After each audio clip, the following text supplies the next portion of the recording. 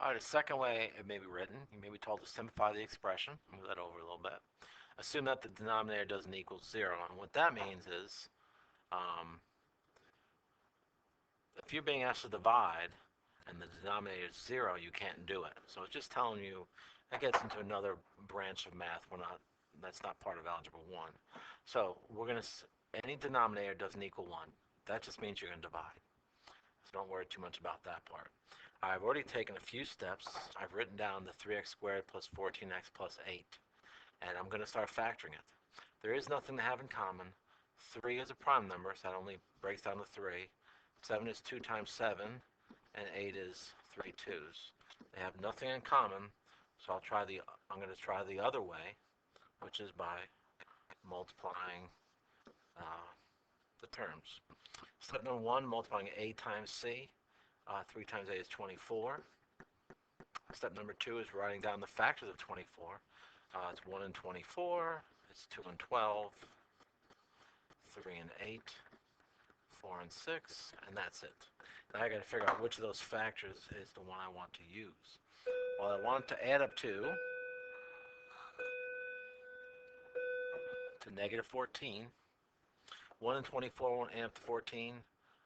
3 and 8 won't, and 4 and 6 won't. So I want to do something with the 2 and 12. So let's see. I know somehow 2 and 12 will equal 14, but has to be a negative 14, so don't miss this negative part. Well, 2 plus 14 is positive 14, but I want them both to be negative. So negative 2 plus negative 12 equals negative 14. And to check, negative 2 times negative 12 equals 24. So I know that other one is right. It disappeared on me. Might help if I put the right number down. Negative 2 times negative 12 is positive 24 because a negative times a negative is positive. Step number 3 is taken care of. Step number 4 are my fractions. It's a over my first answer in number 3, and my second fraction is a over the second number 3 in the answer. So my first value of a, my value of a is 3. That's not going anywhere. So I have 3, and I have 3.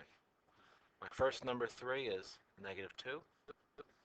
My second number 3 is negative 12. Don't know if I can reduce them or not. If I try reducing 3 over negative 2, that one's already reduced. But 3 over negative 12, let's just do that one. If you can do this in your head, it is a lot quicker. I have some cube roots there, which is always fun. Now they won't disappear.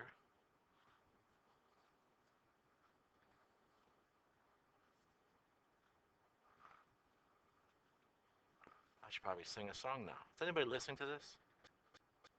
There we go. What was I even doing? Oh, 3 divided by negative 12. So if I do 3 divided by negative 12, I get a decimal, which I don't want a decimal, I want a fraction.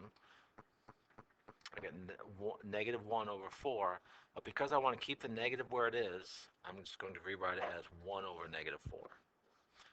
Always keep the negative where it is. Step number 5 is write it down as binomials. My first term is 3x minus 2, and my second term is 1x minus 4. Now, someone asked earlier, does it matter which one comes first? And it doesn't. It all depends on your preference, I guess. But it doesn't really matter. It's still multiplication. It doesn't matter what order you multiply things in.